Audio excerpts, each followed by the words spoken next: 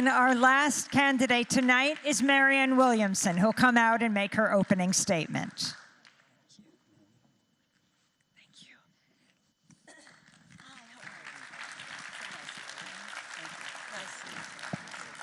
Hello. During the Democratic debate, when I was on stage, I talked about Denmark, South Carolina.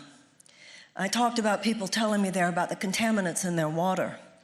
The fact that their government, their state government, not only is not fixing the problem, but seems in many ways to be part of the cover-up.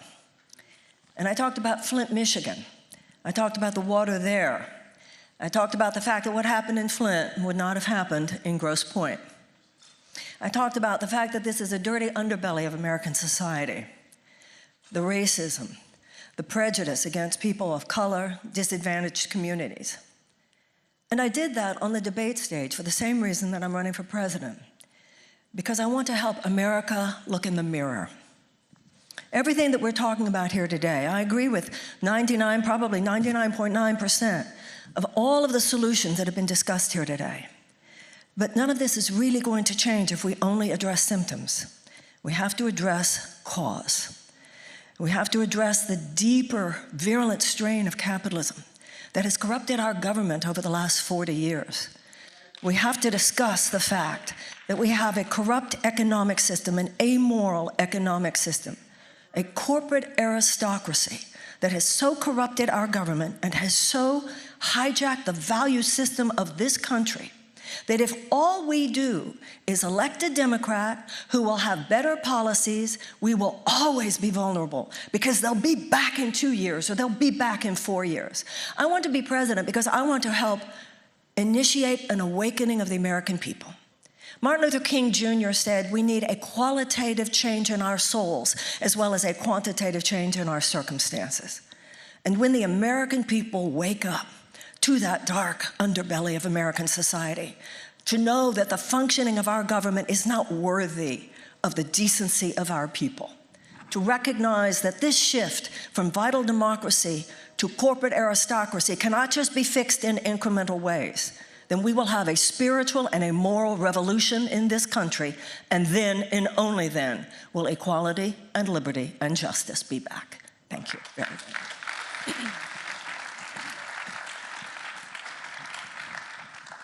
Thank you for being with us. Thank you.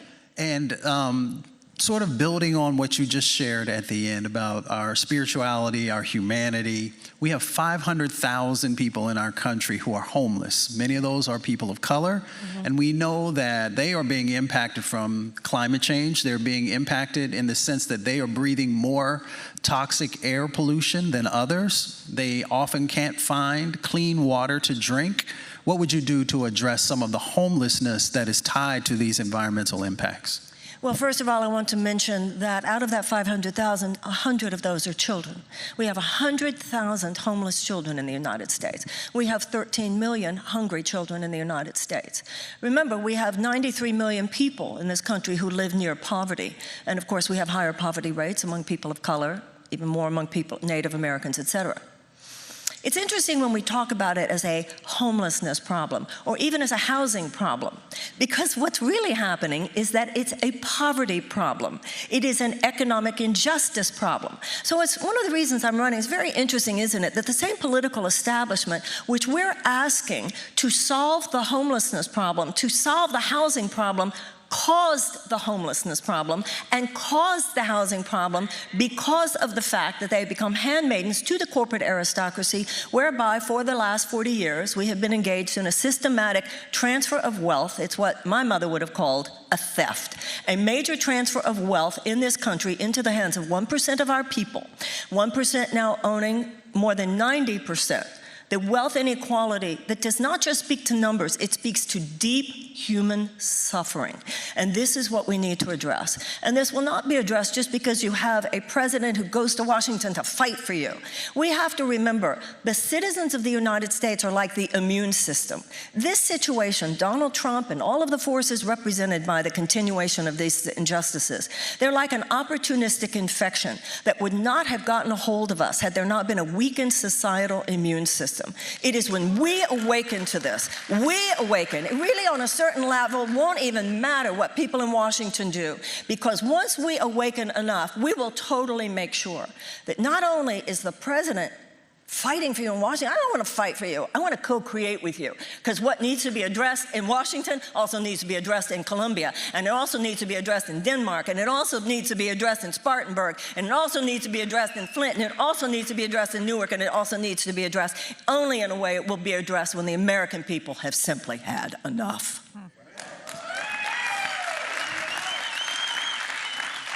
The Standing Rock Sioux are demanding that Dakota Access Pipeline be shut down.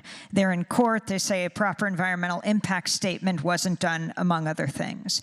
What do you think should be done with that pipeline? What would you do in your first day in office as president? And with the other pipelines in this country that so often cross or are next to indigenous land? They absolutely should be shut down. They should not exist. And as you just said, the environmental impact statement wasn't even done. And particularly the fact, not only in the Dakotas, but also in Iowa, the fact that these things ever existed on native lands, there's not an accident there. These people have been treated unjustly, starting with genocide, continuing through cultural annihilation, unfair treaties that have been broken, the fact that the United States government, as it is now, is doing more to advocate for the corporate malfeasance and the corporate injustice towards Native Americans. This is all, you know, the term that people use a lot these days is intersectionality. Everything's connected to everything. Because what happens is with this amoral economic system of trickle-down economics, you know, it's interesting because these forces, they know that we're good and decent people.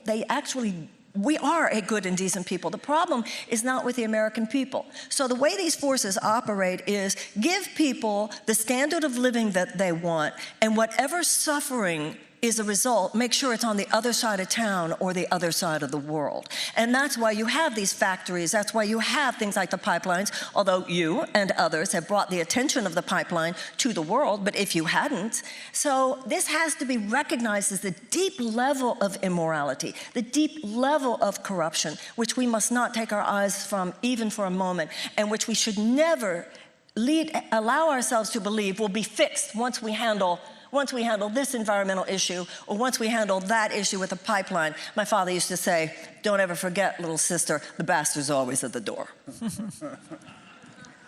We want to make sure that one of the students has a question for you. So Marianne Gillespie, are you here? You ready?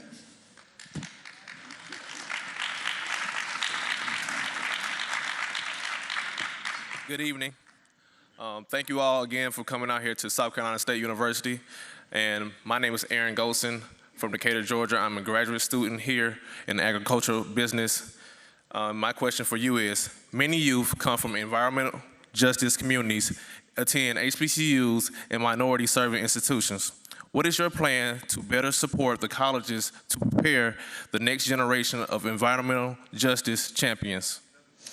I wear hearing aids. Did he say, what am I going to do to support education?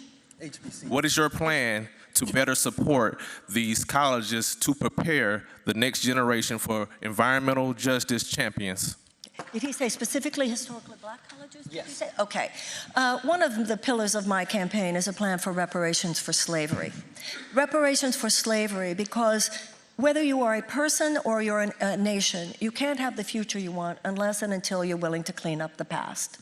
The difference between a plan of reparations and a plan of race-based policies is that race-based policies, number one, leaves open the question of whose fault this gap was to begin with, and also it fails to bring forth moral force.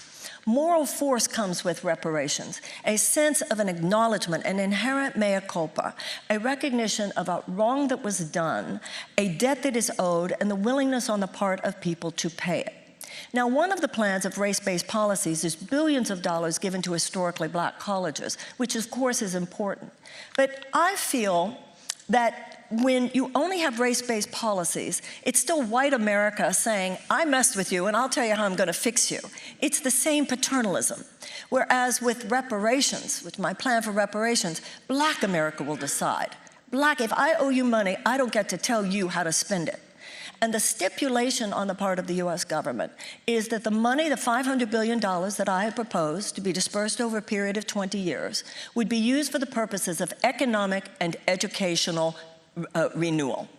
And so I want that as part of this reparations plan, but I also want for every American, I want free college. For every American, I want a removal of the college loans, and I'll tell you why. Money does not come from a bunch of corporate aristocrats who are dropping crumbs from the table in the form of job creation. Money, especially in this century, we must change the paradigm from an economic to a humanitarian bottom line. Money comes from the creativity and the productivity of the American people. Anything we do that helps you thrive will help America. And we also know in terms of the black communities, it's been established that if black families manifest as much wealth as white families, our economy would be $1.5 trillion larger. So for me, for you to be able to have the education that you want, so that you can become in all ways the man you want, in all ways manifesting your God-given potential, America will win. That's an economic stimulus. Be as educated as you can.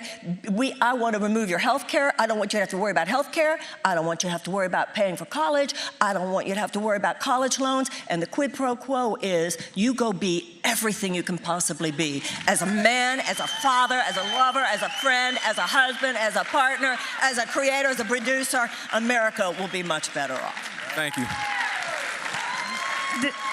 Tom Perez, the chair of the Democratic National Committee, the head of the DNC, has said no to a climate crisis debate. Your response? The DNC has said no to a climate crisis debate. Solely focused on climate DNC change. has said no to me being around too much either, and so none of that's surprising. And how has that affected your ability to get your message out as you continue to run? Is that also challenged whether or not you'll continue, that you're being, at this point, excluded from the presidential debates? I have seen from this experience that the system is even more corrupt than I feared, but also that the people of the United States are even more wonderful than I knew. So there's that system that you just described, and then there's this. This is where the magic is. This is where the heat is. This is where the buzz is, where people. You see, the American people are not the problem. This form of elitism, that's all this is, a form of elitism. The only situation that should be narrowing the field are the voters of South Carolina and the voters of Iowa and the voters of New Hampshire and the voters of